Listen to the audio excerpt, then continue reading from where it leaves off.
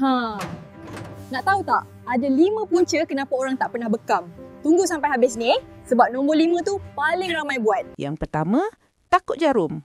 Padahal jarum bekam ni halus je. Bukan macam tujuk vaksin tu. Yang kedua, ramai tak tahu manfaat sebenar bekam. Ingat, bekam ni buang darah je. Sedangkan boleh bantu tekanan darah, migrain, kolesterol, toksin semua tu.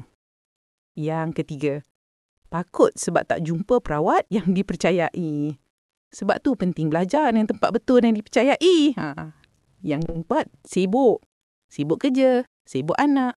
Padahal satu sesi bekam tak sampai sejam pun. Dan yang kelima, rasa diri sihat jadi malas nak bekam. Ni silap besar. Bekam ni pencegahan. Bukan tunggu sakit baru nak buat. Ingat tu ya. Jaga darah, jaga badan. Nak belajar buat bekam sendiri dari rumah? Tekan beg kuning sekarang untuk dapatkan video tutorial and package lengkap peralatannya sekali.